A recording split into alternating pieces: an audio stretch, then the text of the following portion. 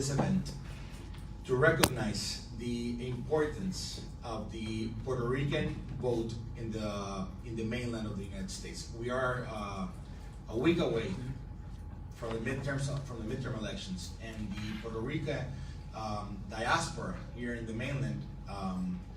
It's been covered by many news outlets about its importance in the elections. Obviously, here in Florida, it's super important.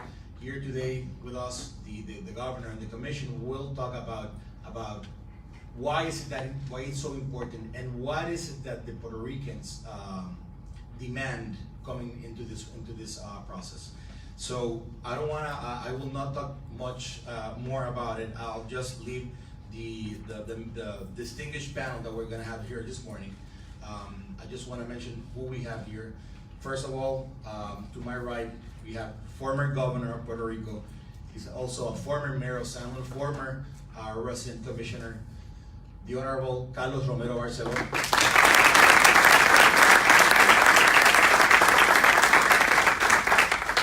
We also have here, as a commissioner of the Statehood Commission, the Honorable Charlie Rodriguez. He's a former president of the Senate of Puerto Rico, and he's the current president of the And we also have here Luiso Berrios Amadeus. He's also a commissioner and member of the Statehood Commission, also member of the board of the University of Puerto Rico. And obviously, the governor of Puerto Rico. Without further ado, I'm gonna let all of it. Before we start with the event, I'm gonna have Alfred to come and give some welcome remarks. I'm going to be very brief, and you can say that. Thank you very much for coming today. It's an honor for us to host the governor and this distinguished panel. Obviously, a very close connection between Miami and Puerto Rico that we were saying has lasted many, many years and will for many years in the future. So it's an honor for us to be here. Thank you. Bienvenidos a todos. Gracias.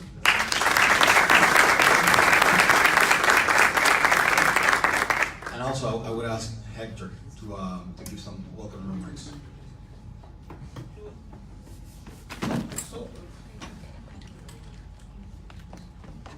I also want to be very brief. I just want to thank everyone for being here. I want to thank you the people from Profesa that support this event. I also want to thank you to Carlos to give us this opportunity to be part of this event. Thank you so very much.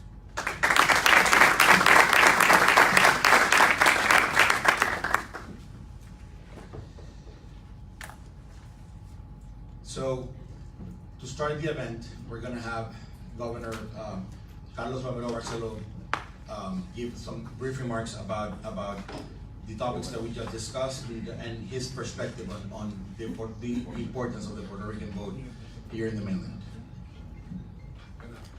Good morning. It's a pleasure to be here with you. I've been involved in the fight or struggle for equality for 53 years. And I have learned throughout the years that it is much more important to talk about equality than to talk about statehood. Why?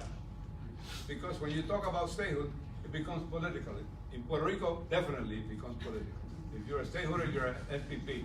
If you're a popular, you're against it. If you're an independentista, you're against it. But if you say you believe in democracy, it's impossible to say that you also do not believe in equality. Because equality is part of what democracy is. And that is what we lack. We lack equality. We are unequal in the fact, in political, because we don't have no right, we cannot vote for the president, nor can we have voting representatives in the House and 2 senators in the Senate of the United States.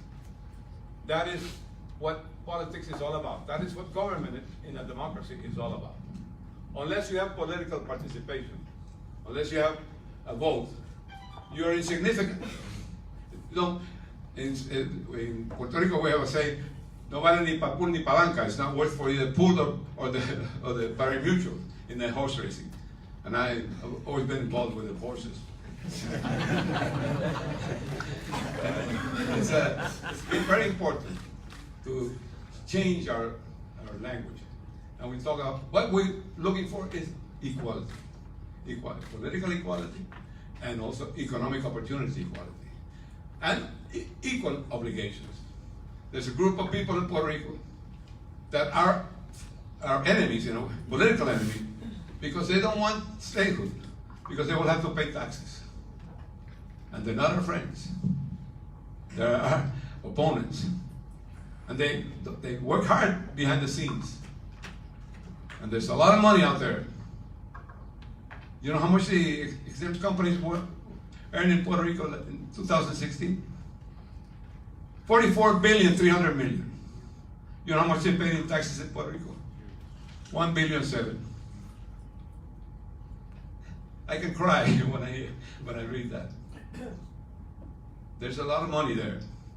There's a lot of money to hire lawyers, CPAs, economists, who advise the government that, no, you can't don't do that.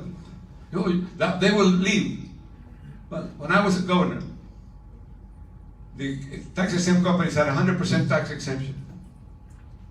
And it was, oh, if you raise $1, they will leave.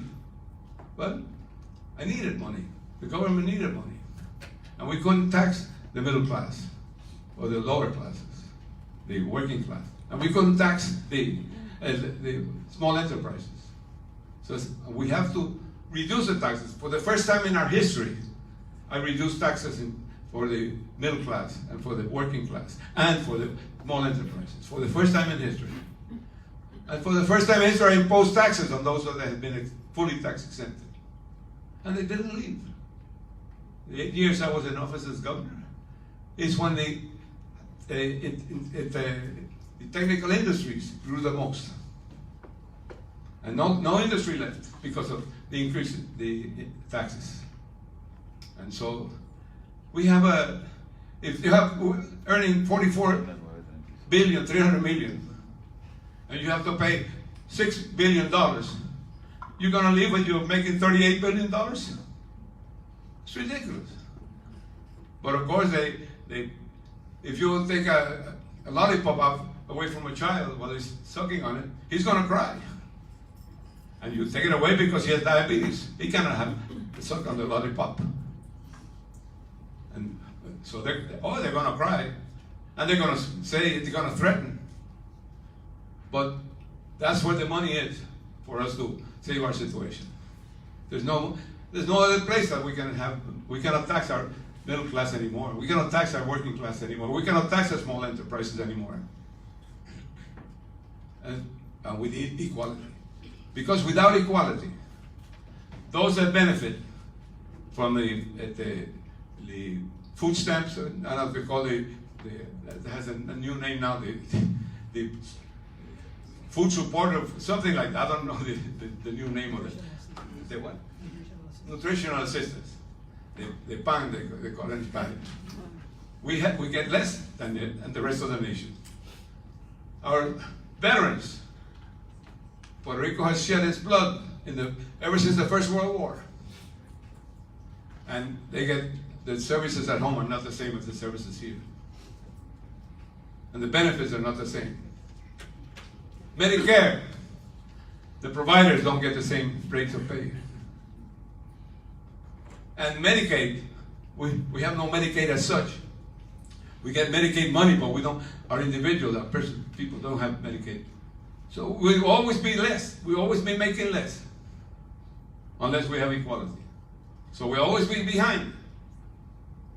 And we're part of the same economy. But I'm convinced that never before, since 53 years I've been fighting for equality, have the time been more propitious. We have a governor that is committed to equality. We have an administration that's committed.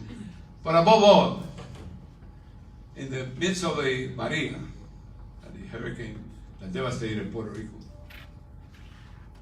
everybody here, before Maria, about 80% of the U.S., our fellow citizens in the 50 states, did not know that we were U.S. citizens. Now, 80% of the U.S. citizens, our fellow citizens in the 50 states, do know that we are U.S. citizens. And that has changed the reality. During Maria, after Maria, hundreds of people from different states came to work in Puerto Rico. Not a single one that I have met, every single one that I have talked to, every single one that I have heard somebody else talk to, were enchanted with Puerto Rico and with the people of Puerto Rico. We have now thousands of goodwill ambassadors throughout the nation. Never has the time been more propitious. If we insist, this is a time when equality is being discussed for everyone and for every group. This is a time for us to emphasize on equality. And we have to, Berrios and Charlie Rodriguez are shadow representatives. I'm shadow senator on under the Tennessee plan. And we're trying to get together. We have to move in the Senate, because we had never moved in the Senate. I had the first bill for a plebiscite in Puerto Rico for the first time. And then we got we have had other bills for the legislation, the referendums in Puerto Rico. And the last few on the statehood is always won. So, as I said, with your help. And it has to be a bipartisan effort. And I think it's a great opportunity for both parties at these times of the politics to get together for something that is worthy for the nation, it's good for the nation, but it's even better for us in Puerto Rico. Thank you very much.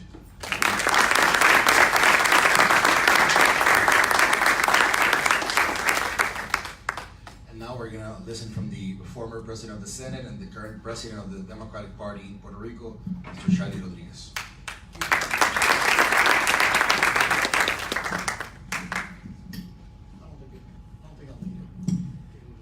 Buenos dias. It's a pleasure to be here. I want to express my gratitude to the Chamber of Commerce of Greater Miami and also of Mr. Diaz and Profesa for co-hosting this event. Being here with the governor and with members of the Statehood Commission, something very important, to come to the mainland and speak not only to Puerto Ricans who live here, but also to our fellow U.S. citizens who live in the mainland. The truth is that Puerto Rico has been the longest held territory in the history of the United States. Already 121 years being a U.S. territory, more than any other territory in the history of this nation. And also, when you compare it to the history of the world, Puerto Rico is the longest held territory, first under Spain and now under the United States. Since 1917, Puerto Ricans are U.S. citizens by birth. However, we do not enjoy our full U.S. citizens' rights while we live in Puerto Rico. We can take a plane and come to Miami, and as soon as I get here, I can register to vote once I comply with the local residency requirements, and I can register and I can vote, and I can run for office. But if I take a plane and go back to Puerto Rico, then I'm deprived of the opportunity to vote for those men and women who approve laws that affect Puerto Rico on a daily basis. Yes, because federal laws apply to Puerto Rico. Members in Congress approve laws that not only affect the 50 states of the Union, but also affect Puerto Rico. And we cannot vote for those who approve our laws. That is very undemocratic. And we cannot vote for the president, a person who constantly is making policy, well now tweets policies, making policies that affect Puerto Rico also. But we cannot vote for that person. Obviously, when you look at it, there's no full rights for Puerto Ricans, although we are U.S. citizens. Actually, more U.S. citizens live in Puerto Rico than in 21 states of the Union. However, we are deprived of those rights. Now, for many years, Puerto Ricans were the happy colonials because we were supporting remaining a territory called Commonwealth. But the truth is that in the last 20 years, the trend has turned all around. Puerto Ricans have realized that we need to achieve full rights becoming a state. Because we are US citizens, but because Puerto Rico is not a state, we cannot enjoy our full rights. Therefore, we need to make Puerto Rico a state. And a lot of Puerto Ricans realize this when we passed through the experience of Hurricane Maria. We had already voted twice for statehood on local plebiscites held in Puerto Rico. But after being struck by Maria and seeing the way that the federal government, although it did provide assistance to Puerto Rico, when compared to the way it moved rapidly in Texas, in Florida, and now in the Carolinas, the truth is that Puerto Rico was the last in the line because we can't vote for the president. We don't have political clout in Washington. Here you can have your 2 senators. You got your members of Congress. And the president knows that he needs to have the support of the people of the state of Florida in order to get elected. But that's not the case in Puerto Rico. So obviously there is a sort of geographic discrimination towards Puerto Rico because we are not citizens of a US state. So Puerto Ricans have voted for that and have realized now the importance. We have more Puerto Ricans now living in the mainland than in the island of Puerto Rico. I think Puerto Ricans have decided not only by their votes in Puerto Rico that statehood is the best route, even those who have decided to seek opportunities, they don't go to Mexico, they don't go to Dominican Republic, they don't go to Venezuela, they go where? They come to one of the 50 states. And you've seen a lot of Puerto Ricans moving here to the state of Florida. Now these Puerto Ricans who have moved here can almost immediately register to vote. And when you look at the experience in Florida, usually elections here are very, very close. Whoever wins usually wins by a very slim margin. So when you have an influx of so many Puerto Ricans who are US citizens moving to Florida, they can decide the election. I was just looking to the statistics of the recent people who registered to vote. Well, 77,000 Puerto Ricans who have moved to Florida just recently registered to vote. Now, 77,000 can really be a difference in the election for the governor, for the senator, and even for members of Congress and local officers. So we want to have Puerto Ricans realize that they have a power, that they have the opportunity to vote. And we want them to vote for people who will be willing to put forward the agenda of Puerto Rico. What is the agenda of Puerto Rico? The agenda that the people of Puerto Rico have decided through the ballots. I have heard people say here in the mainland, oh, we are in favor of self-determination for Puerto Rico. Whatever Puerto Rico decides. Well, you know what? We already decided. 2 plebiscites. One in 2012, one in 2017, where people have voted for statehood. And that is self-determination. What we need now is Congress to act. Now, Congress sometimes takes a lot of time to decide a lot of things. And the truth is that Puerto Rico has experienced what other territories experience when they want to become states. Tennessee wanted to become a state. Congress ignored their petition. So what did Tennessee do? They selected their 2 senators and their congressperson, and they sent them to the Capitol to start lobbying for Tennessee to become a state. And after they were there for 3 or 4 months, they were able to achieve statehood. That's called the Tennessee Plan. It's a strategy for those territories that are being ignored in their petition to become a state to implement in Congress. After Tennessee did that, Michigan used the same strategy, Iowa, Kansas, California, Oregon, and the last territory to use the Tennessee Plan was Alaska. And after they put in place the Tennessee Plan by selecting their shadow congresspersons and shadow senators to the US Congress, it was then that Congress was able to realize the importance and the necessity of making those territories a state. That is what we're doing right now in Puerto Rico. And as Carlos mentioned, we have 2 senators and 5 congressmen or congresspersons. 3 are Democrats, 3 are Republicans, 1 is independent. And I know a big debate is usually, what will Puerto Rico be? Will it be a Democratic state or will it be a Republican state? Personally, I would love to see it be a Democratic state. I'm working for that. But the truth is that, you know, when Hawaii wanted to become a state and Alaska wanted to become a state, at that point they were saying that Hawaii would be a Republican state and that Alaska will be a Democrat state. And what happened? It flipped over. So you never know what's gonna happen. As Tip O'Neill once said, all politics is local, and it's true. So whatever Puerto Rico decides, it will be decided by the people voting, which is the way we do it in America. People vote and decide. And whether it be Democrats or Republicans, the truth is that you cannot deny justice to 3.4 million US citizens who live in the island of Puerto Rico. The time has come. The time has come to give Puerto Rico its fair part in government, the federal government. And that is by admitting Puerto Rico as a 51st state. So we hope you can have your support, and hope you can do it. Thank you so much.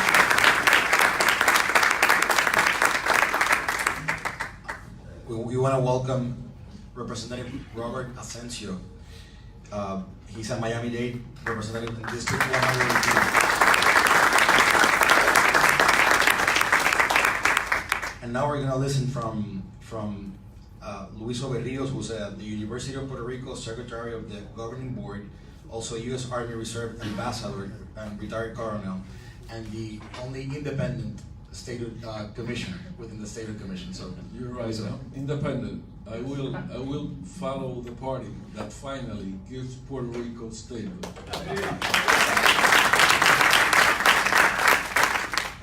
As Carlo mentioned, he's been in fighting for this cause, for equality and statehood, for 53 years. I don't think I've been there so long, Carlos, but I'm very honored and proud to have served under the 5 statehood governors of Puerto Rico, directly or indirectly, since Don Luis Ferrer. I started very young. Don't look at me like that. Carlos also mentioned the veterans. I am one of those disenfranchised veterans that live in Puerto Rico. You know why? Because I live in Puerto Rico. That's why I'm a disenfranchised veteran. I have never voted for my commander-in-chief. Parallel to my very long law practice and law career in San Juan, I served 30 years in the Army and in the Army Reserve. And again, I never voted for my commander-in-chief. I was very lucky. I was not deployed to any combat area in my 30 years. I was very lucky. My mother said that it was her prayers, but safer. We can all agree, I think, that there are over 1 million Puerto Ricans, American citizens from Puerto Rico, that make home Florida right now. We agree on that, right? Yeah.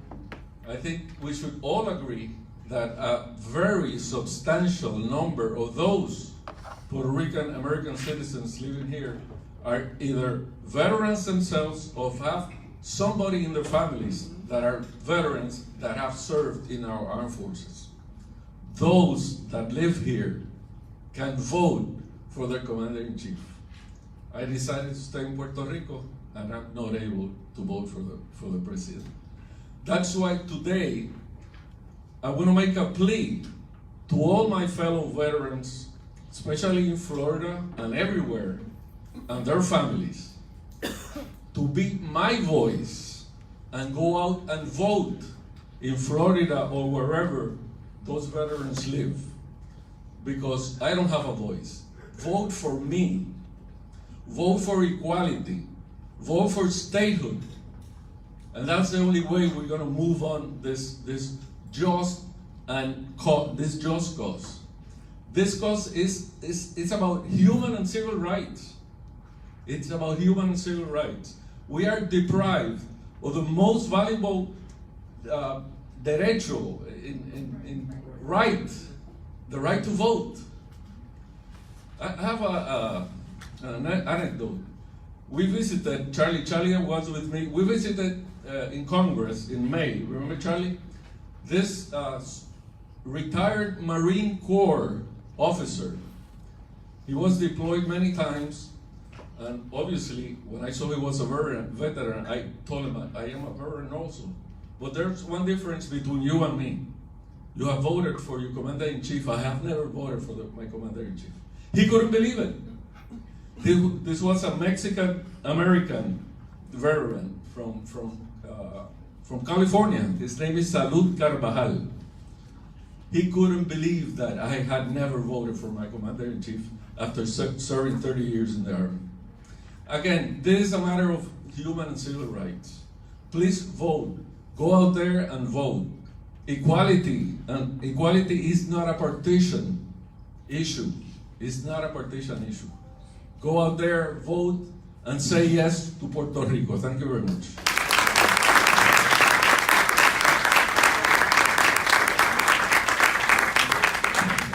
And now I have the pleasure of introducing to you the governor of Puerto Rico, Ricardo Rosselló. He's an MIT graduate.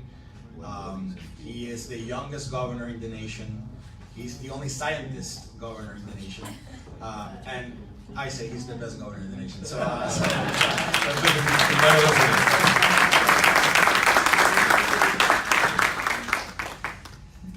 Thank you. Good morning. Good morning to all. Thank you for the nice introduction, Carlos. My mom would be proud. And thank you all for coming and taking time for this. I mean, I think that our shadow delegation over here has gone through almost everything. But I would like to talk a little bit about this concept of equality and inequality, just briefly. You know, in Puerto Rico, we've been facing inequality for over a century. And I always ask myself, how come it hasn't transcended to the national consciousness that in Puerto Rico, we have this very bizarre situation that I'll talk about that is clearly unequal. And, you know, the ball isn't moving necessarily forward. And what I came to realize is that although inequality and equality concepts are known to everybody and felt by everybody, they're really very personal concepts. So you might have felt inequality at some point in your life.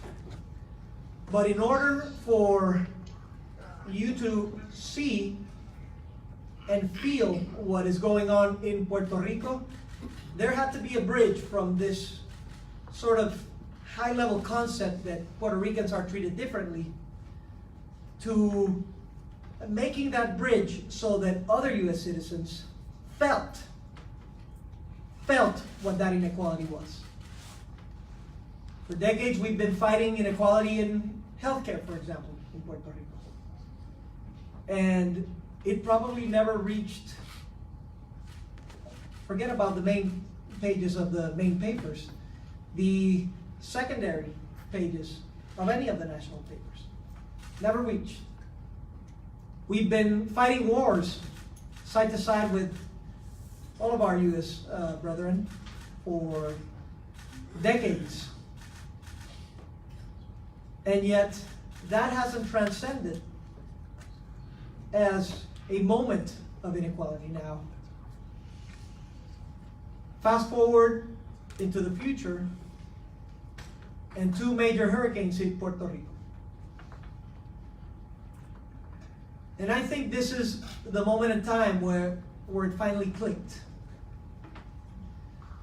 It finally clicked that Puerto Rico is a part of the United States. It finally clicked that the people that live in Puerto Rico are U.S. citizens.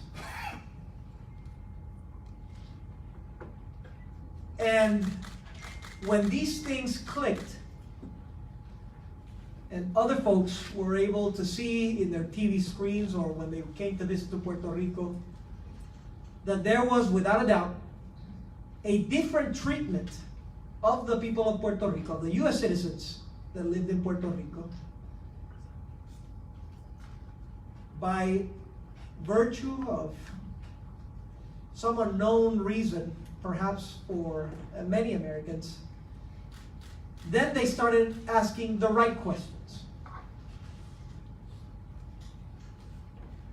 Why, if they are American citizens, are they being treated unequally? Why do we in the United States have two types of citizenships? First-class citizenship and a different second-class citizenship for those that live in Puerto Rico.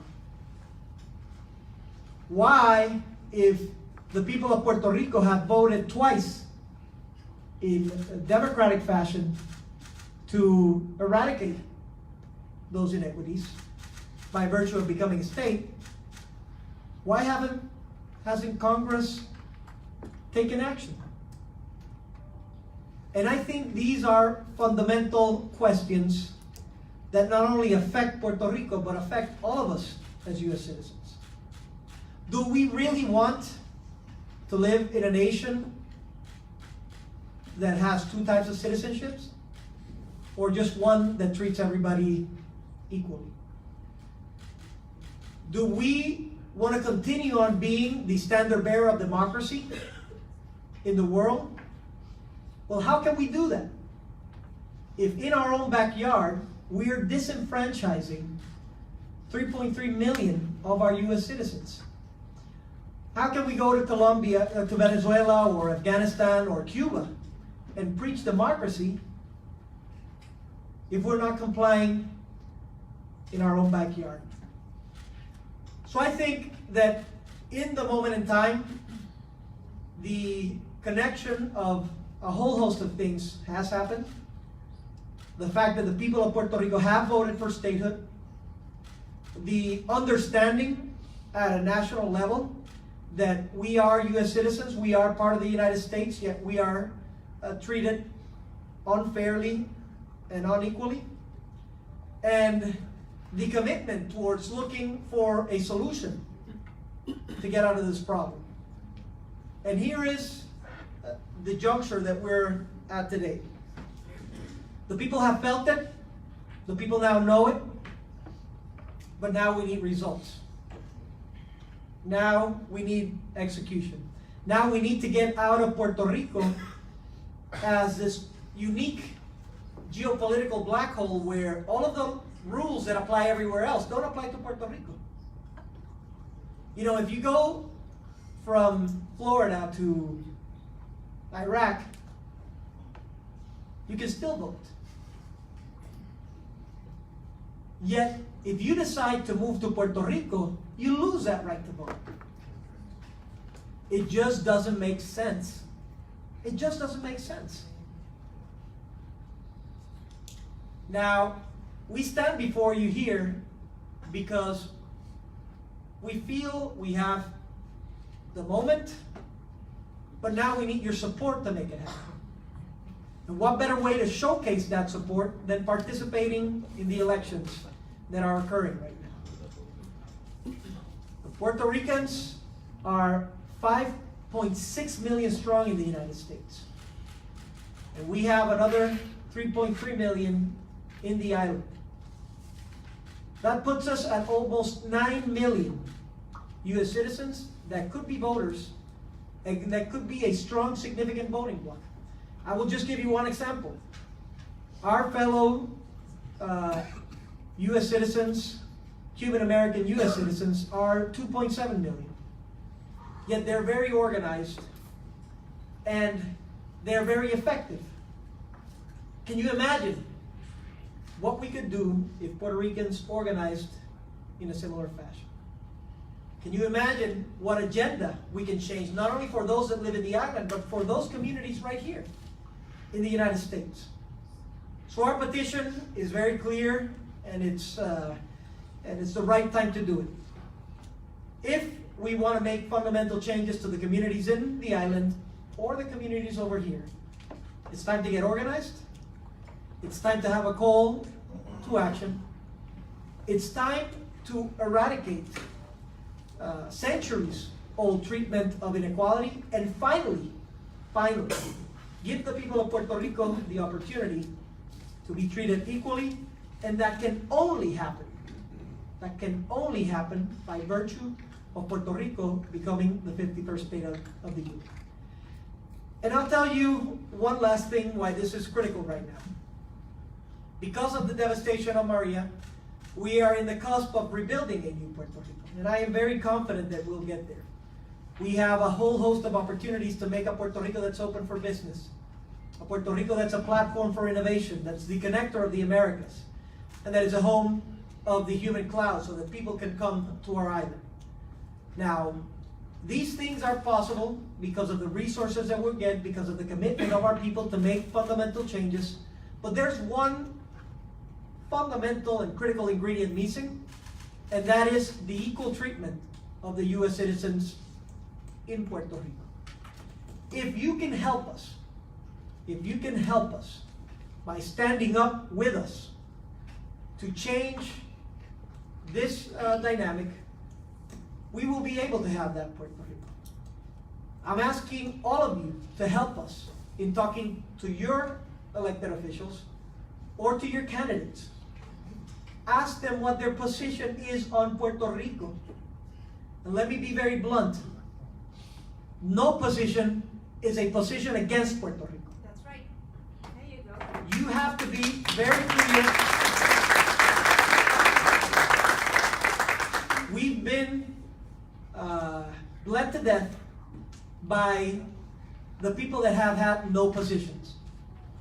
It is time to state if you're running for office, if you are for democracy or against it. If you are for equal treatment of U.S. citizens or against it. And if you are for statehood and equality for the people of Puerto Rico or against it. It is time to ask those questions. It is time to listen to those answers. And it is time for you as voters to take action upon that. I am asking you, as Governor of Puerto Rico, to listen to those answers. And to those that support Puerto Rico and support equality for Puerto Rico, give them your support. To those that have no answer or oppose them, show them your opposition.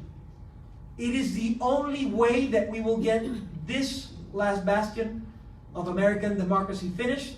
And with you, our communities in Puerto Rico, our Puerto Rican communities in the United States, if we work this together, we will not only build a better Puerto Rico together, we will build a better nation.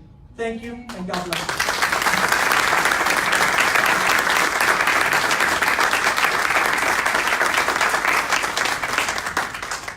So now I'm gonna ask a couple of questions to the panel, and then we're gonna open up for people to ask their questions. To start, this is an open question, and whoever wants to answer, just take the microphone and share with us your perspective. First question is, many in our audience today are leaders in the business and professional community. Given all the ways in which Puerto Rico's current territory status leads to unequal treatment under federal laws, and the limitations that place on Puerto Rico's economic growth, how do you expect statehood to improve the lives and economy of island residents, and how would that benefit Florida and the U.S. at large?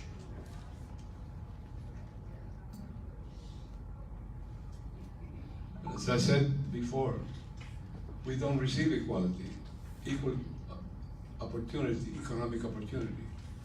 People that, for the federal benefits, such as I mentioned, Medicare, veterans, all of the number of federal employees, the number of federal employees in Puerto Rico vis-a-vis the number of federal employees per capita in all the 50 states. Our per capita is much lower than the other states. So we would have, for instance, IRS. The minute we become a state, IRS has to have a whole group of people coming, recruited in Puerto Rico to serve IRS. IRS now we communicate with IRS by phone or by internet. There are no real offices there in Puerto Rico. and no personnel. There are few people. They're just the same thing with Social Security. Same thing. All the other federal agencies are limited in Puerto Rico compared to what they are in the different states. So that, and all of the benefits are limited. Most of the benefits are limited in Puerto Rico. For instance, for the rebuilding of roads, we never get the same amount that the states do. We have our percentage is different of participation in any public works, federal public works sponsored.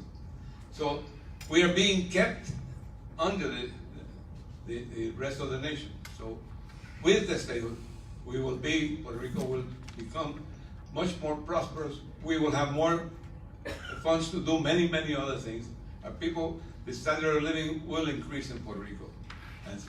As for instance, the minimum wage. Until we had federal minimum wage, our standard of living was substantially lower than it is now.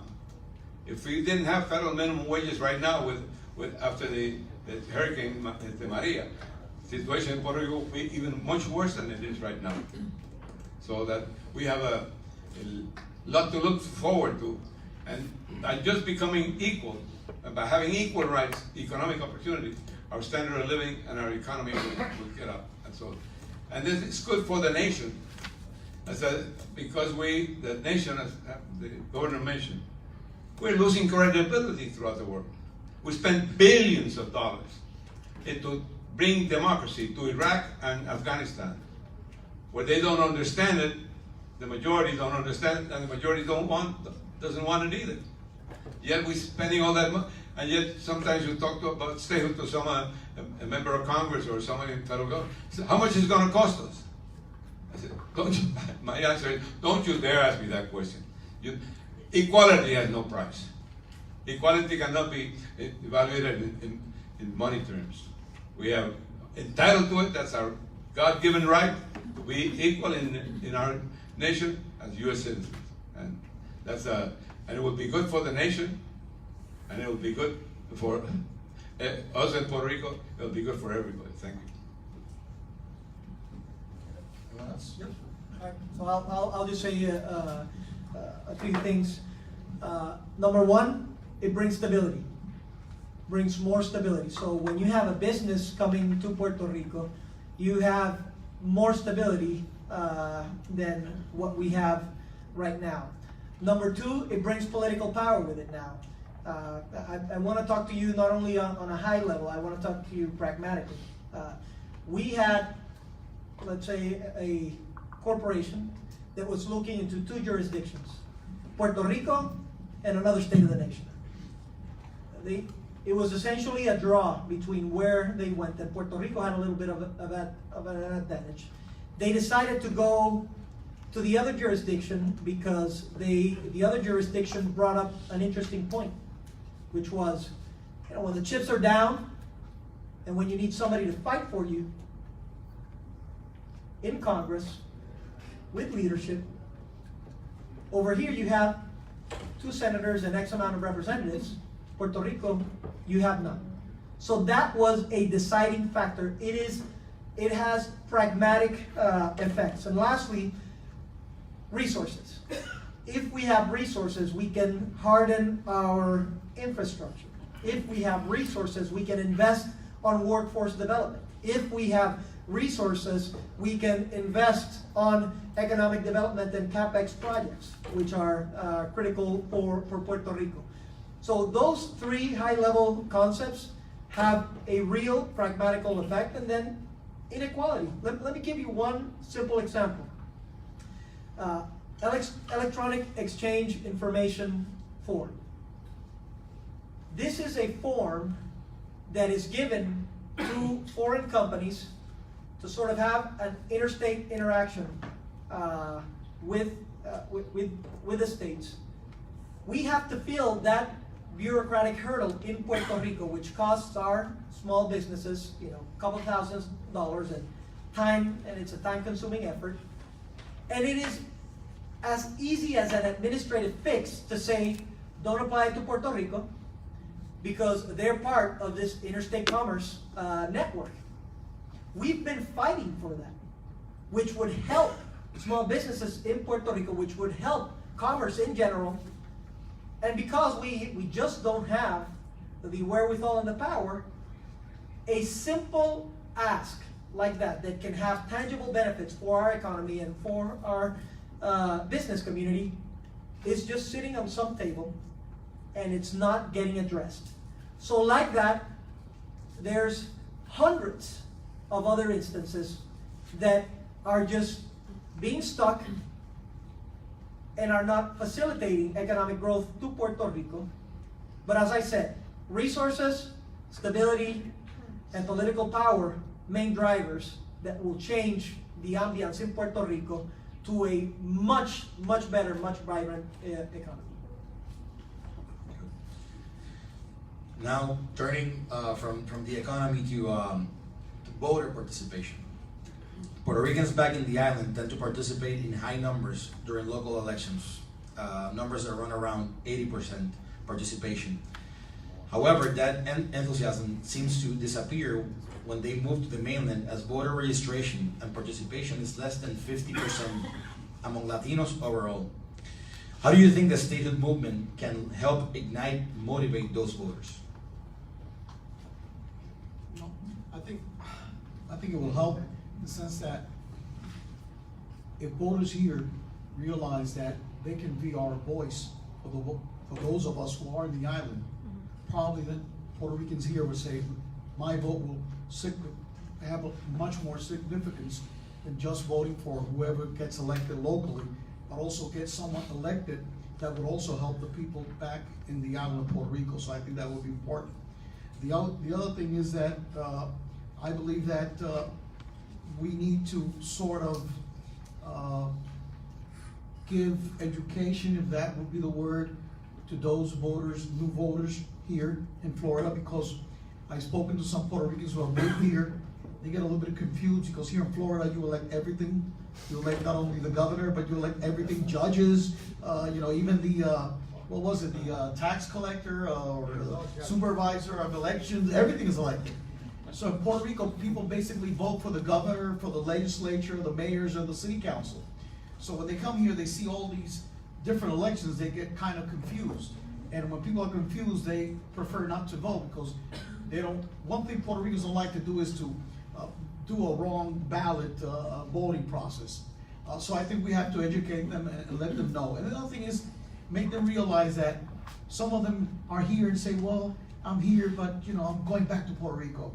And some have had that idea, and many of them, end up even dying here and being living always here. But there's always this dream that I will go back to Puerto Rico. So if I'm going back to Puerto Rico, why should I get involved in local politics? Because I'm going back. Well, I think we have to let them know that while you're here, you should exercise your full voting rights, because by doing it, you're not only helping yourself and your community, you're also helping the people from Puerto Rico. So those are things I think we need to do.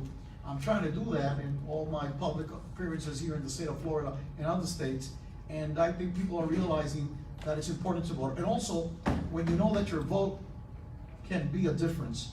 And as I said before, Florida here, elections are very tight, very close, especially for governor and statewide offices. So if my vote can decide, well, I think it'd be good if I just turn out and vote. So I think that's something we also have to try to develop here locally. I totally agree with you, Charlie, and that's why I encourage and I plead to my fellow veterans to vote, because voting here will help the veterans in Puerto Rico in the long run. In the sense of why Puerto Ricans do not vote as much as they turn out to vote in Puerto Rico, I propose that maybe or probably is the fact that in Puerto Rico we have the status issue. And the status issue make people passionate and they want to go to vote for their preference in status. When they come to Florida, they bought statehood for $100 in JetBlue. So they don't have, I don't have to vote, I have statehood. Think about that. But we have to tell them that our fellow Puerto Ricans that are behind in the island do not have statehood. Some, like me, Charlie, the governor, we have decided to fight for statehood in the island. So please, again, vote. Vote because you're helping us. That's basically what I think, my take on that. Thank you. I would like to add something. There's a tendency by the opposition, those that oppose statehood of Puerto Rico, to differentiate the Puerto Ricans that reside here in the nation, in the 50 states, and the Puerto Ricans in Puerto Rico.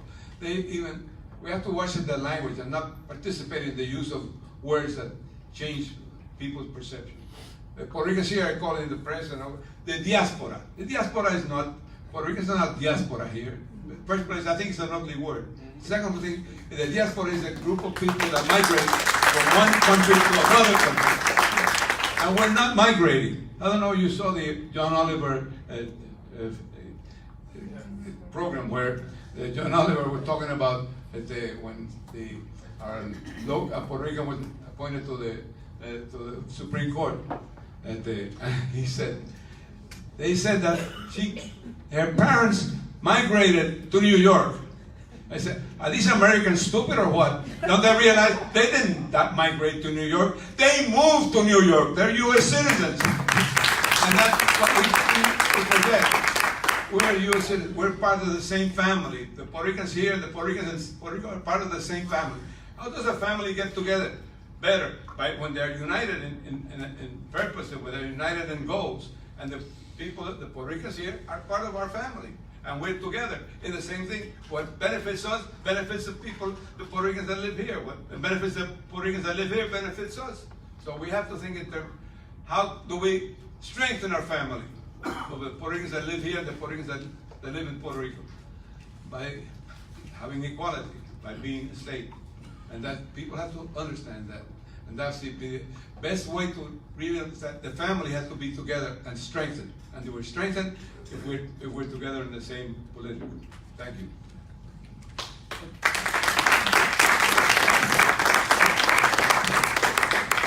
So I'll just mention what I think are the three. I mean, again, just picture people in Puerto Rico vote at an 80% clip. They move over here. Those same people vote at a 30-some% clip. Something is happening. Here's my understanding of what's happening. Number one, structure matters. Structure matters. It means that you have to facilitate a path so that folks can actually, get their voter IDs, get to the voting booth, and understand what they're doing. So that is part of the effort that we started with, for example, Poder, to enable folks to be able to register and have the opportunity to go and vote. Now that effort needs to be much broader, and there's a lot of non-for-profits that are working on efforts like that. And it's not something that'll be done overnight, but it is important. It is important. Structure matters. So if you have that structure, you can then move it into the second part, which is binding that citizen to what matters to them. And knowing that their vote has an impact on issues that matter to them. Now, it might be, as Mr. Rodriguez mentioned, that the statehood issue is one of the issues that matters. Over here in Florida, we've measured it, and over 80% of the folks that are over here, they see statehood as an imperative for Puerto Rico, and they see it as an issue that matters to them. Therefore, there you have a binding solution. But it also matters to talk to them about how their vote impacts education, how their vote impacts healthcare, how their vote impacts the opportunities to create jobs, and so forth. So there needs to be a connection that somehow gets lost when we leave the island, and when we come over here, it's not as clear. And lastly, once you have those two components, then you create that consciousness, that understanding in the community that, hey, whatever we decide to do has a meaningful effect on the results of the election. So those elected officials are going to have to combine for us.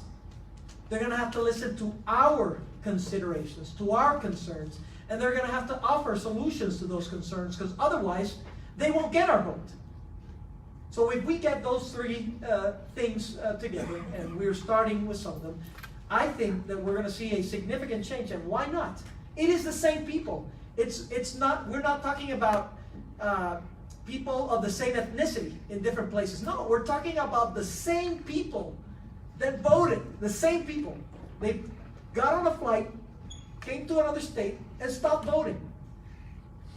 We just need to figure out what that gap is, and I am very convinced that if we set up the structure, a committed framework to doing this, that if we bind their needs to, you know, what it means to vote, and that we could create that consciousness that we don't have right now. Even though everybody's telling us in the Puerto Rican community, hey, Puerto Ricans, you're going to decide to vote here in Florida. It is still not, I feel it's still not, you know, it's not part of our fabric. It's not within our DNA to sort of feel that we have that power, that we have that leverage. Once we have that, there's no telling how we can direct elections one way or another. Thank you. Now we're going to open up the floor for questions. Derek Negron, he has the microphone. So Derek. Thank you, Senator, for your commitment and for being here. Thank you. First, let me say thank you to the panel. I've been involved with this panel with myself for many years back in New York, of course, here. And when your father was the governor, along with Jeanette Captain, who worked for Godfather, your father for 8 years, we ran a statehood initiative. But I think the way you're putting this together now is starting to come home. That commitment you referred to, that framework, is starting to match, to connect rather, and that is, you know, equal rights for all. We see, at least I do, we are the voice of the people. And with that, every elected official that's come for our votes, and they visit Borinquen Medical Center, Nelson, Guerrero, Jennifer Gonzalez, both Democrats and Republicans, the first question we ask, what are you doing for Puerto Rico? What are you willing to do for Puerto Rico? Oh, we do this. We need Puerto Rico to have equal rights. That's our message. And I remember your father's administration had the ambassadorship. I thought it was very effective, and unfortunately it changed, you know, administration, and they went to a different direction, and it killed us here for a whole generation. It really actually killed us. It just stopped the conversation. But I like that. See, that's starting to hit home. Equal rights. That's a connection that not only we can feel as Puerto Ricans here in the mainland, but we can talk to our African American brothers and sisters, and they understand equal rights, and they will support us, and those that are affected by it. And I'm glad that Robert Asensio is here. He's our only Puerto Rican state representative in Miami. And we need to help him get reelected. He's up for a tough, you know, election. We're doing that now as we speak. And Nicole is working with that, and other folks in the community. But we need more Robert Asensio to be elected here so they can have that conversation on what. But I tell you, if you can get a structure around that equal rights, that's a winner. Thank you. Thank you, Luis. Good morning, Governor and Commissioners. My name is Juan Salgado. I'm from Tobaja, Puerto Rico. And I had 3 businesses in Puerto Rico, 2 in Bayamón and 1 in Vega Alta. In 2013, I made the hard decision to sell my business and move to Orlando. Just like me, after Hurricane Maria, near 400,000 Puerto Ricans moved to Florida, looking for an economic opportunity that the island doesn't seem to offer. My question for you, Governor, is how statehood for Puerto Rico will change that equation? Yes. Well, there's a lot of pieces to this equation, but again, think about our budget. Think about our budget and what's being invested in Puerto Rico right now. Take, for example, healthcare. I wanna bring it to specific examples because sometimes we just keep it high. So our share of the cost for healthcare is much greater than the share of the cost of healthcare, for example, in Florida. So what we get from the federal government for healthcare, for our budget, is about a third or a fourth of what you would get here in Florida. So what does that mean? That means that in order for us to compensate and to give people access to healthcare, we need to spend money, little money that we have, on that healthcare, and that really limits our budget to doing other things, such as investing or developing capex and doing all of these things. That's number one. Number two, it might seem a little bit more intangible, but it is the stability factor. Again, when you are a business and you're considering a whole host of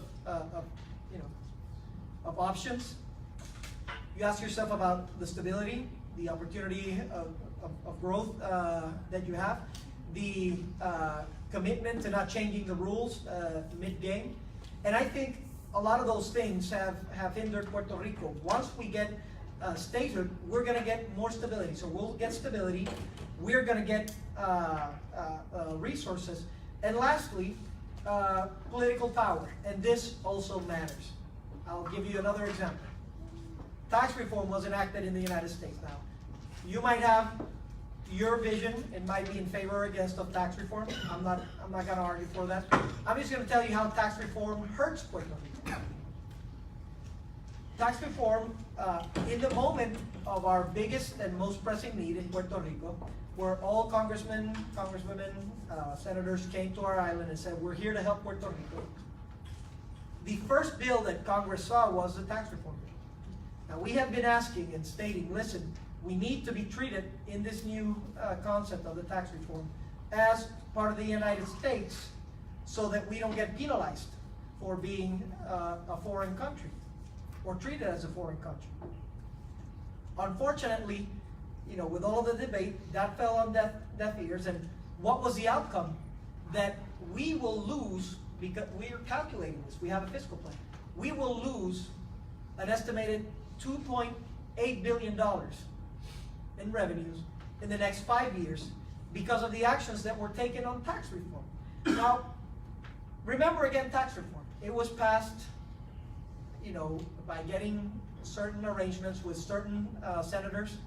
I can remember, for example, in Florida, Senator Rubio had some last-minute petitions that he was asking for, and some considerations, because they needed his vote to get over the hump.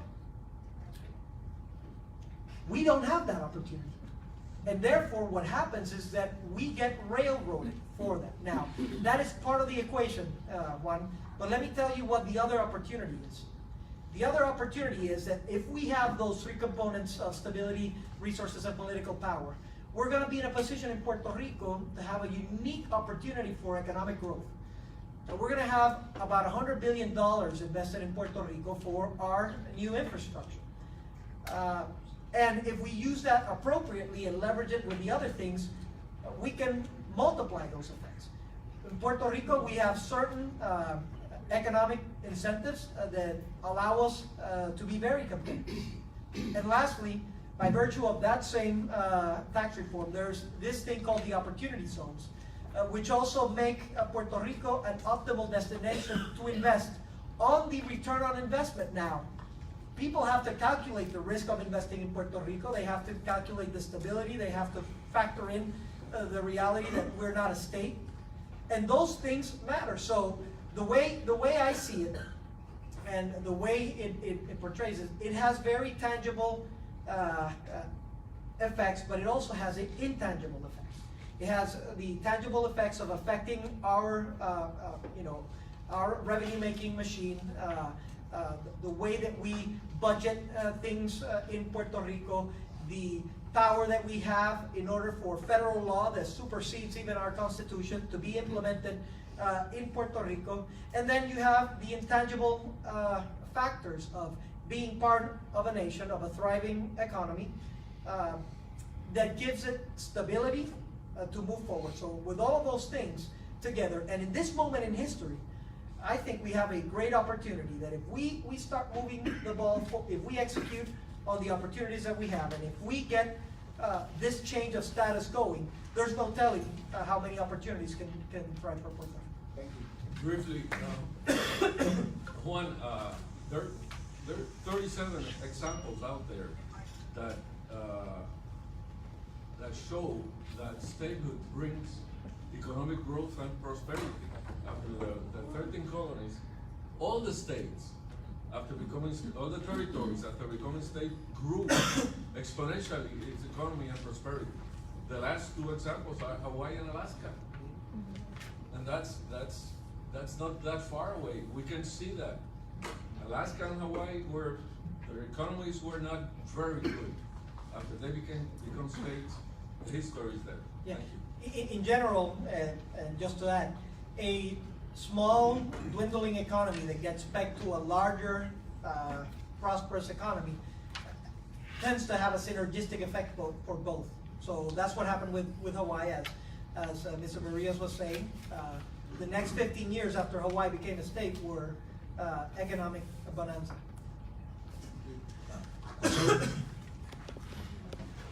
Hi, good morning. Miami, how are you? My name is Elizabeth Rodriguez. I'm the director of Puerto Rican community here in Miami for the Democratic Party. I'm glad that we have our first support for statehood here in Miami. Thank you so much. And as the governor mentioned before, he was talking about maybe the series of bullies that we receive as a second citizens, right?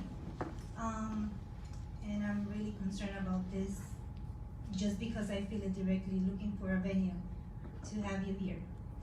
And different city halls that, you know, they should be like helping us out to help Puerto Rico, even though if they are Republicans or Democrats. And based on that, I have been like 3 years working within the Miami community, my Puerto Rican Miami community, and I have been related Central Florida, Tallahassee. Thank you to Robert Asensio, and obviously with our Governor Ricardo Rosselló, just to connect with all my community, my Puerto Rican community. In talking about the civil rights, I just wanted to remain and talk about some people in the statehood movement argue that achieving Puerto Rico statehood is an issue of a human and civil rights. Others even draw a parallel with the voting rights fight of African Americans during the 1960s. And my question is, do you think that Puerto Rico are ready to organize and fight for the same way? I think we need to fight and organize in the same way. And the parallels are very clear. I mean, this is separate but equal. In this case, separate and unequal. Type of a doctrine. And again, the way I think there needs to be a linkage of the pain. I think that what people saw in Maria started to get that consciousness going, but it dwindles if we don't fight. It dwindles if we don't have a structure. People are gonna move on to another issue, and then because we don't have that structure, it's not gonna manifest. So yes, I think we have that, but we also have a very strong tool and a very strong opportunity, which is our right to vote. If we demonstrate right now here in Florida that our votes change elections over here, then the expansive effect that could have all across the nation is significant and meaningful for the presidential elections in 2020. So what I'm saying is, in this go around, we can certainly showcase the power that we have. Let's go out and do it, and then let's come together once that election is over to reconvene, strategize, build that structure even bigger, and of course, voting is one thing. There might be other events. What I said, and I think everybody in the panel shares this opinion, is we are willing to do whatever is within our power to make sure that the people of Puerto Rico become a state and have equality. One of the things that I'm saying this is because I'm trying to move 5.3, as you said before. My political page, talk about 5.1, but now we are, as you said before, 5.6, entire nation. So we should get together all the diaspora, and that's gonna make it happen. Let's go to Washington 2020, that's gonna happen, that's gonna make it happen. Well, I agree. Let me just say one thing. It's, you know, one thing that I'm very cognizant as governor is trying to see how we can take high-level aspirations and ground them into execution, right? So, I mean, this has been a high-level aspiration for a long time. How do we hit the ground running? And sometimes it takes small victories. So, for example, one small important victory is to showcase that voter registration of Puerto Ricans is up. Second short-term victory in particular places is to show that voter turnout goes up. And then have goals to showcase that the tendency is for people to start registering more and to start voting more. And then the next step is to start showcasing that not only in certain areas in Florida, but everywhere else in the nation. So I completely agree that should be the objective. But let's identify what each of us can do within our communities, helping non-for-profits, grounding this so that we can get that number from 30-something% to 40-something%, and then next time around to 50-something%. And then at some point, that might galvanize the rest of the Puerto Ricans and say, hey, there's something actually happening here, and I want to be part of it. I want to add something. When I was in Congress, they identified the members of Congress as with a D or with an R, Democrat, Republican. And they identified me as NPP, which is New Progressive Party. When they asked me, what is that NPP? It's non-partisan party. Because I believe, even though we believe in the Democratic Party or the Republican Party, whichever it is, that we must ask every candidate that we are going to consider support, no matter what party they are, what is their standing in Puerto Rico. And even though they're a Democrat, if they not clear on statehood, we're not going to support it. We're going to have to make it clear. You're not good for us, as far as we're concerned. Our immediate goal is to become equal. And any candidate that does not have equality should not have our support. Because otherwise we lose strength. If we become a given factor for a given party, then we lose our strength. If they have to win us over, then we gain strength. And the only way they have to win us over is we say, what are you going to do for Puerto Rico? And let me give you another word for diaspora, which is the Puerto Rican community. All right? Instead of the diaspora. Hello, good morning. My name is Greg Batista, and I've been part of the community and different organizations. I'm currently on the board of 3 or 4 different Puerto Rican organizations here. I've been very involved in the last 20 years, and I'm very proud to say that a lot of the people that are here are very good friends of mine. And my mission, my personal mission, has been the unity of the Puerto Ricans here. And I don't know if you guys have noticed, but it's like here, the unity of Puerto Ricans here is like herding cats. It's worse. It's like herding cookies. And it's been my personal mission. And one thing that I know is that once you start mentioning island politics, it's like kryptonite. I mean, it's bad enough that we've got Democrats and Republicans, but now you're mixing it up with island politics. And when you get that mix, it's not conducive to, trying to conjure up unity among the Puerto Rican community. And when somebody asks me, and they always tell me, I don't think anybody, I've never told anybody that I'm either pro-statehood, I'm independent or anything. What my answer is, when they ask me, I say, I am anti-colony, okay? Either independent or statehood. I don't like to say it because to me, I don't have a dog in that fight. What I always say as a steward of the Puerto Rican people, of a steward of Puerto Rican people over here, I always say, let them decide. I don't have a dog in that fight. Let them decide. I am going to support whatever it is that they want, because they're the ones that are going to be taking the rights and the responsibilities of either being an independent or being a statehood. So that's my answer, and in light of what I'm hearing now, I'm sort of starting to realize that that's sort of not the right answer. And personally, I'm pro-statehood. And some of you are going to gasp, oh, I didn't know that. Well, I am. And I've always been, my whole family has always been. And, but now, Don Carlos gave me a gift, and he said the word equality. It's not statehood, it's equality. which is perfect. It's perfect marketing. It's a perfect word. Now, if you were stateside, and lived for 20 years over here, and in light of what I said, what would you guys answer that same question that they asked me if you're for statehood or whatever? Well, Batista, the first thing is that people in Puerto Rico have decided. We voted twice, 2012, 2017, in 2 local plebiscites in favor of statehood. So when I hear people say, well, I'm in favor of whatever the people in Puerto Rico decide, well, listen, we decided. Now it's Congress time to act. And if you live here in Miami, or in any state of the union, the truth is that you can help talk to your members of Congress and tell them, listen, people of Puerto Rico has voted. They have self-determined that they want to become a state, that they want to have equal rights. And the only way I can have equal rights in Puerto Rico is making Puerto Rico a state. So sure, equal is an important word, but the only way I can achieve equality in Puerto Rico is by making Puerto Rico the 51st state, and people have voted for that. So I think that this discussion in the mainland, I've heard some people running for office saying, well, I'll support whatever people in Puerto Rico want. Okay, that's great, but we already, decided. What are you gonna do now?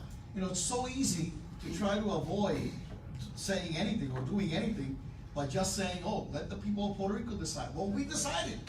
Right now we have a statehood governor. Over 2/3 of a local legislature is controlled by the statehood party. Okay? Our resident commissioner is a statehooder. Okay? We've had 2 plebiscites in favor of statehood. We have NAACP just came recently with a resolution endorsing statehood of Puerto Rico because they realize that it is a civil rights issue.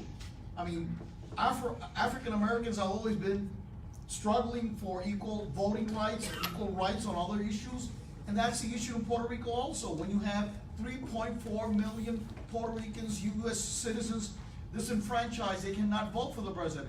And as Berrio said, it's worse for the veterans.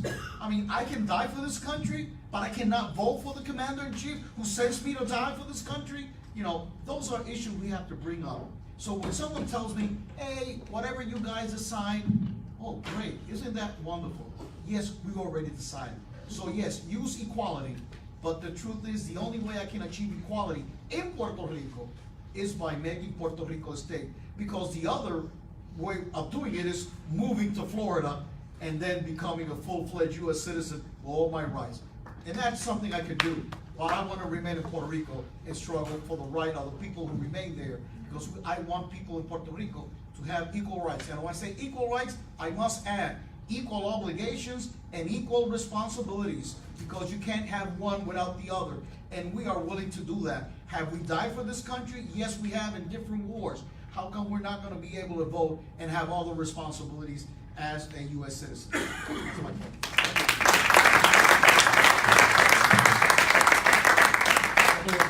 What Charlie said. First, I think on a larger vision, the Puerto Rican community as a whole, the 9 million Puerto Ricans out there, by their actions, they decided for statehood. 5.6 of 9 million live here. They decided for statehood. So we have decided for statehood.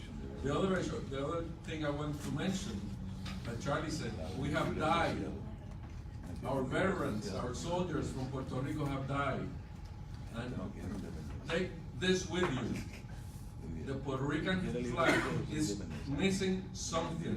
The American flag, this flag right here, is missing something. It does have Puerto Rican blood in this flag, but it's missing the Puerto Rican star.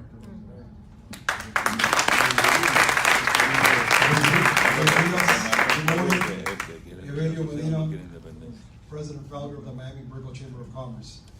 First, I want to preface that I come from a school that I believe in asking for forgiveness, not for permission. The time is now. El tiempo es ahora. And I went to Puerto Rico and had the pleasure of bringing the National Minority Supplier Development Council. Took about 60 major corporations, went from Ponce to all over the place. And what I saw there is totally different, because you're talking about civil rights. Soy cubano. I lost my country 60-some years ago. I've been here 54 years. pero estoy con ustedes completo. But as the governor and all of you wisely expressed, that everything you said has been there for 100 years. You went to MIT, I went to La Calle, and I have a degree, a PhD, not a PhD. What happens is we, for 100 years, have been talking about the same thing. The Jones Act. No, we have to focus that statehood is key. Equality, no. You deserve it because you are American. So what I do is risk manage and strategize. It's time, and I think the good thing about measuring things, November 6th, there's going to be a measure. The Puerto Ricans come out, and I've talked to Scott, talked to DeSantis, talked to Gillum, and I call it the Puerto Rico question, and it will be answered around 7, maybe 9 o'clock, November 6th. What the governor has done with this initiative of innovation, Dr. Glorimar, I think it was, I'm doing a major, there's a plug, a major blockchain event, 2 of them. Why? Because the only way, if you think education is expensive, try ignorance. The only way Puerto Rico will grow is through education. Because I see statehood as something that's obvious. Ahora, politicians, and I was elected at 18 years of age, the youngest elected in Florida, understand one thing, el palo, they like to be hit on the head. We cannot continue to beg. We have to demand. Talking about what our former governor said. I believe that the 2 parties, they just don't have any credibility. That's why you have 39 to 41% of people registering as non-party affiliation, because they don't connect. So I started something called Puerto Rico ahora. No mañana, no ahora. We need to do it now. So the question is simple. We need to unite, send that message, not as Puerto Ricans, but as Americans, that Puerto Rico deserves what it deserves to be fully accepted in our community as a democracy. So again, cuenta conmigo, pero hay que trabajar, hay que echar para adelante. I think that we have that couple weeks from now, a message. The Puerto Ricans have to answer. And people say, tú eres puertorriqueño, cubano, no. I believe if you want to define me, it's very simple. I think it defines all of us here. I believe in strong faith, family, and freedom. And the opportunity for people to do what they want to do and reach their full potential. So all of us here believe that. Pero ahora hay que trabajar. Gracias. Thanks for being here, Carmen. So we're going to have time for one more question.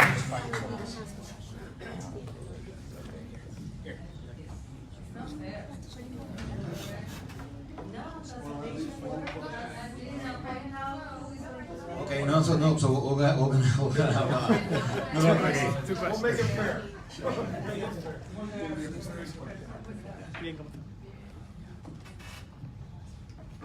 Muy buenas tardes, señor gobernador. Mi nombre es Nicole Rodríguez, soy la presidenta del Democratic Hispanic Caucus Chapter Miami-Dade y también del Maurice A. Ferré, Puerto Rican Democratic Club de Miami-Dade también. Gracias por invitarme, profesor. Tengo una pregunta para usted. And I wrote it in English, sorry. Sure. So as an answer to Trump's recent comments stating that Puerto Rican politicians are inept, which I believe you answered him via Twitter, would you be willing to do a comprehensive audit that is independent of political parties, something backed overwhelmingly by the people of Puerto Rico, so they can hold accountable the politicians that mishandle the budget? There is, so let me say a few things. Number one, I am all for accountability. I am all for evaluating everybody that has had anything to do with government. Number one. Number two, I think you're talking a little bit about the audit with the debt in particular. Nicole? Yes. I think you're talking about the debt audit. Here's the thing.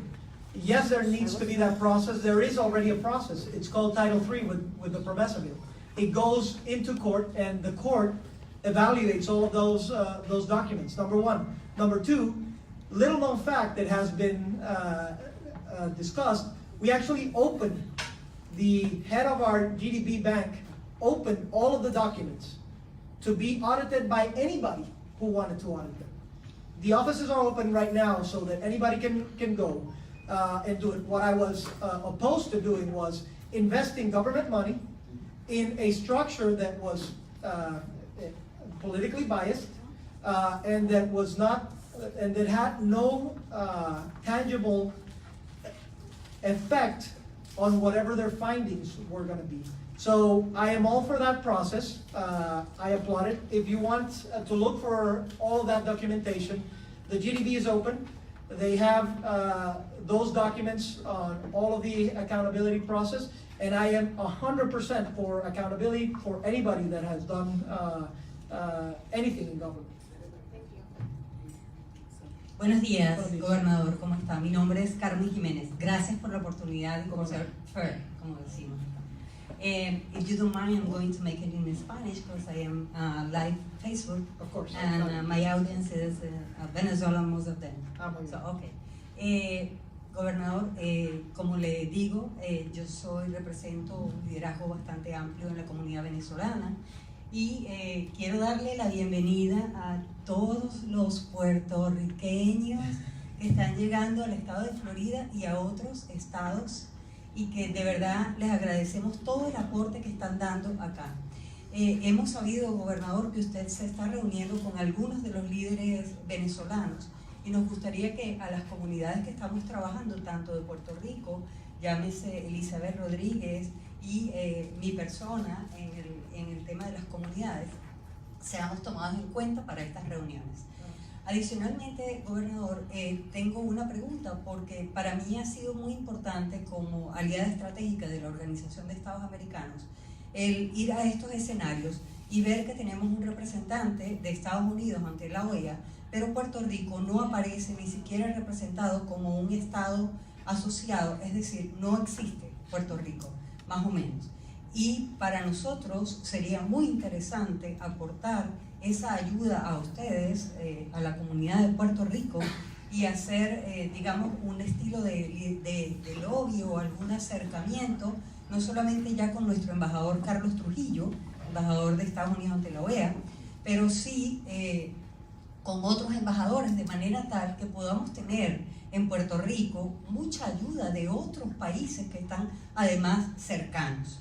Y una petición adicional, y es para los indocumentados, aquellas personas que tienen muchos años en Estados Unidos, cualquiera, llámese cualquier estado, incluyendo Puerto Rico como estado asociado, y quisiera, si es posible, gobernador, proponerle que apruebe una driver license, una licencia de conducir válida para estas personas, para que puedan sacar a sus niños a los parques, para que puedan ir a trabajar con tranquilidad y para que puedan desempeñarse con mucha facilidad en las comunidades. Sería usted pionero. Gracias. Bueno, muchas gracias por varios comentarios. En primer lugar, qué bueno que trae el tema de Carlos Trujillo. Lo tuvimos precisamente en contraparte representando el gobierno de los Estados Unidos vis a vis la posición que ciudadanos puertorriqueños estábamos haciendo ante la OEA sobre la falta de derechos humanos contra Puerto Rico. La posición que ellos pusieron fue una muy débil. O sea que le voy a pedir entonces que ustedes como sus constituyentes hablen con sus delegados para hacerle llegar que francamente la posición que se esbozó ahí era vergonzosa.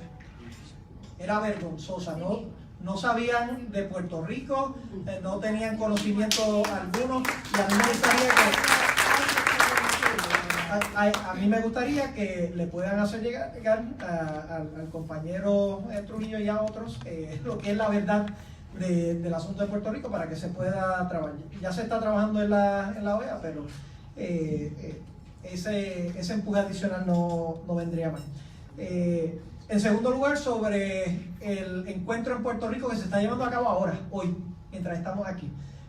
Yo estoy seguro que en el futuro las comunidades se van a poder integrar. Déjenme definirle lo que era esto. Esto no era unas reuniones mías ni de mi gobierno con el gobierno o los líderes de la oposición. Esto era un espacio que nosotros le dimos a los líderes de la oposición para que se pudieran organizar y que pudieran planificar lo que sería la ayuda humanitaria una vez ocurra lo que yo personalmente quiero que ocurra, que se vea la democracia en Venezuela y que se pueda transicionar fuera de la dictadura. ¿Por qué esto es importante? Porque si eso pasa, y cuando eso pase, no puede haber un vacío.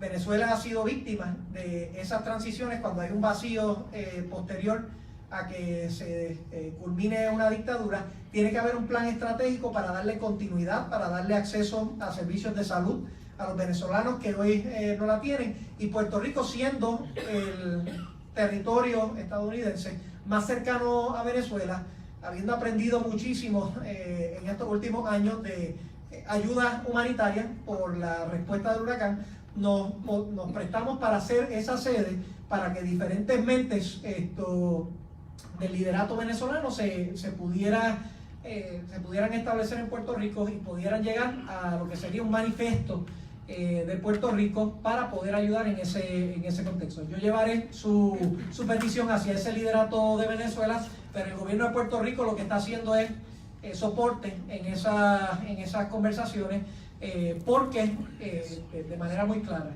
yo aspiro a ver un Venezuela, déjenme decirlo de esta forma: si yo estoy aquí luchando porque Puerto Rico tenga total democracia y derechos iguales, no sería consistente que no estuviese haciendo lo mismo por mis hermanos y hermanas en Venezuela.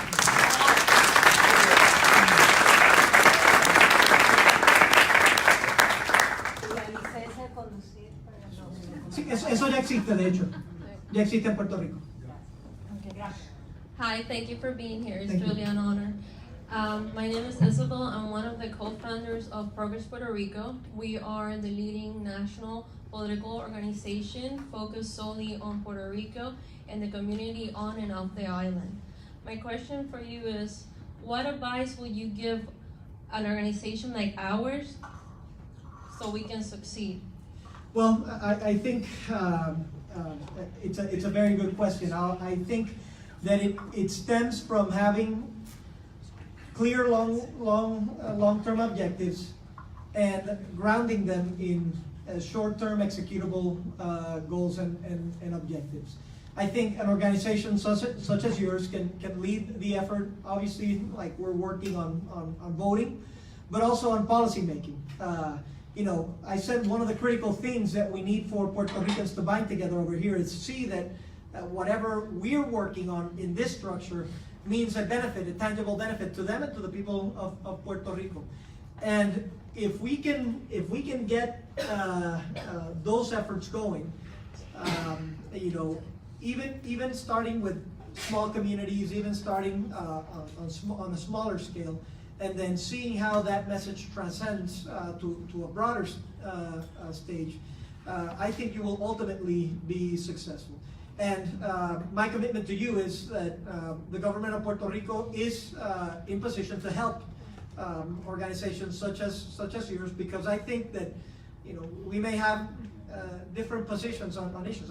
That's normal. But the overall objective would be to see how do we get Puerto Ricans, how do we get this traction going within the United States? And that means structure, that means a sound policy pathway forward, and that means creating consciousness towards establishing those goals. So I would say focus on you know, we have lofty goals. Try to reverse engineer those back to today and asking yourself, what are goals that I can achieve as an organization within the next 3 to 6 months, seeing how you did with that, and then start extrapolating those goals. Thank you. Thank you. No, we have time for one more question. Gracias. El nombre mío es Roberto López, Chico de Commerce. Gracias, señor gobernador, por asistir el pasado mayo al Summit en Orlando. Lo agradecemos. La pregunta mía es la siguiente, voy a tocar el tema de los veteranos. 24 horas después del huracán María, la Cámara tenía un centro de acopio y se acercaron muchas organizaciones de veteranos, Wonder Warriors, Mission Continuous, Rubicon. ¿Cómo podemos ayudar a los veteranos en Puerto Rico? Me contacté con el mayor general Santoni, el general Héctor López. Nos dieron ideas, pero no había suficiente información para decir tenemos que ir a tal sitio exactamente. Se hace bien difícil conseguir la información de los veteranos dentro de Puerto Rico para poderlo ayudarlos. Y para ver si a través de PRAFA o algo así, tener más comunicación con los veteranos aquí en Estados Unidos. Gracias. Sí, ¿verdad? Voy a decir una cosita y después el experto puede hablar aquí a mi derecha.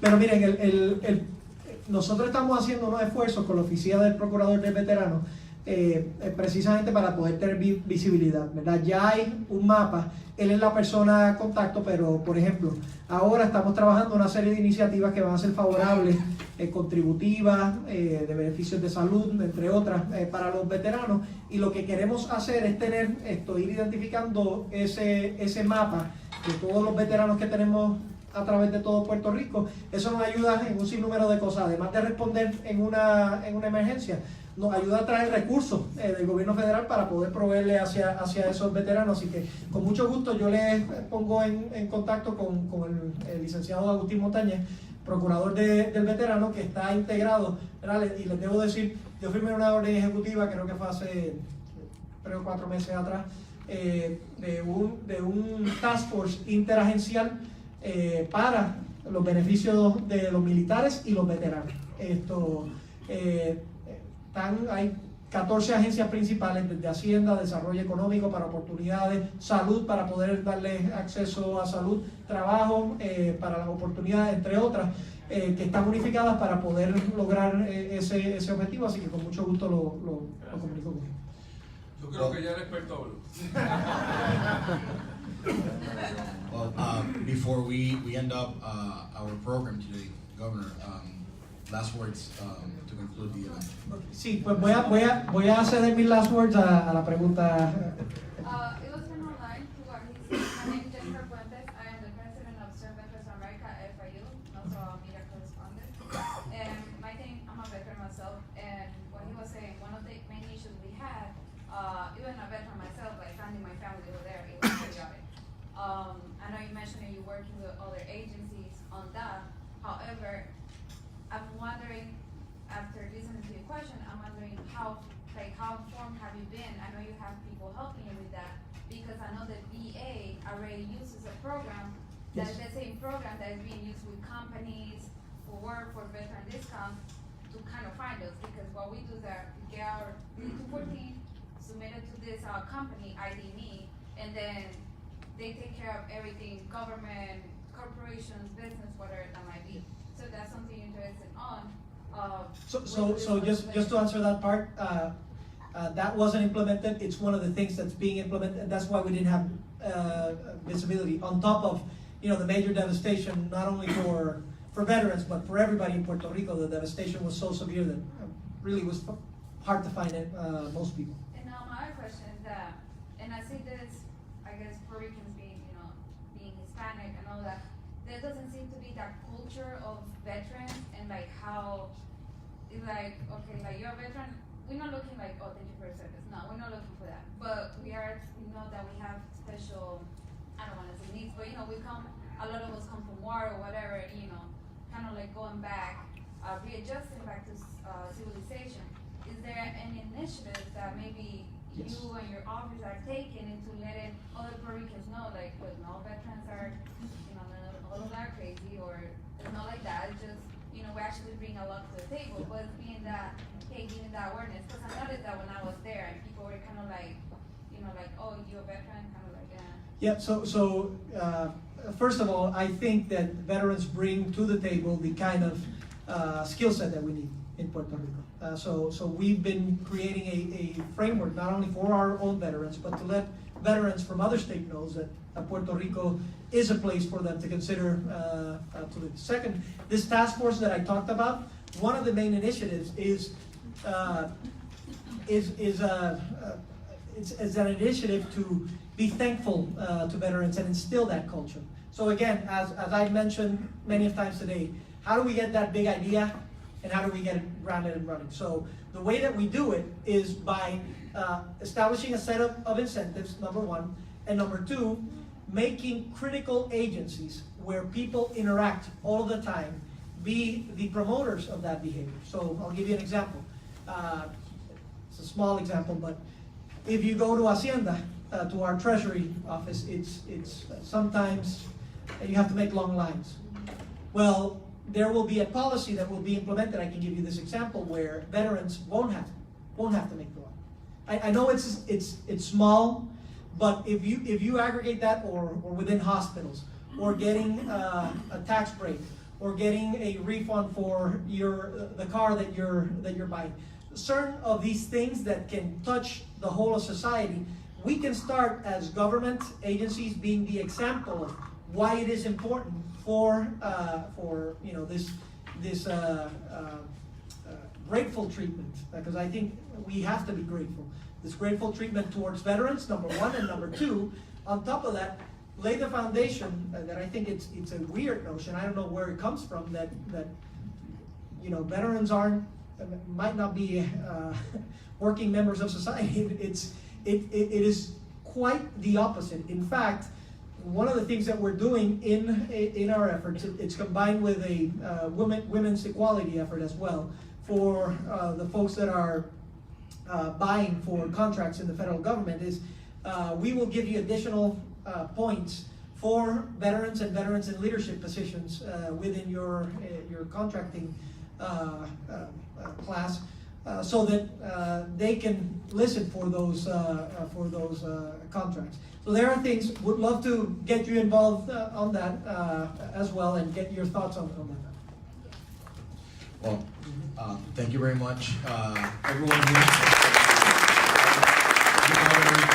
Thank you, Charlie. Thank you, Romero. Before we conclude the event, I'm gonna call in the Deputy Director of PRAFA. Please hold 1 more minute here to the podium. So he's gonna give out some recognitions to some people here. First of all, thank you everyone for coming and for your time. We wanted to share on behalf of the governor and on behalf of the Puerto Rico Statehood Commission a small token of appreciation. Would Mr. Alfred from the chamber please come up, and Hector, could you please come up as well?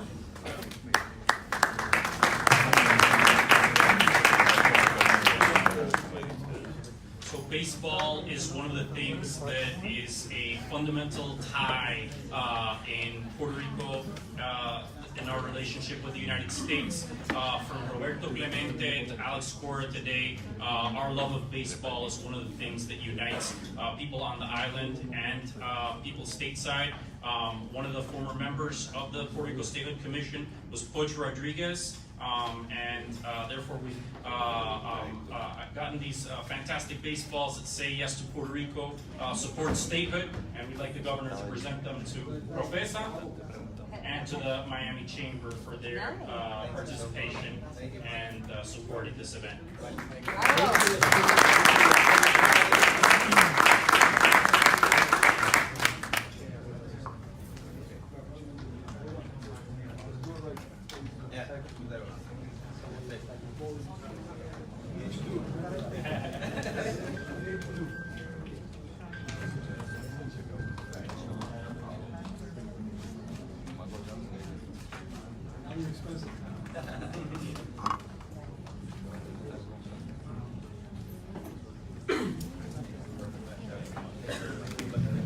So thank you so much, everybody, and have a good afternoon.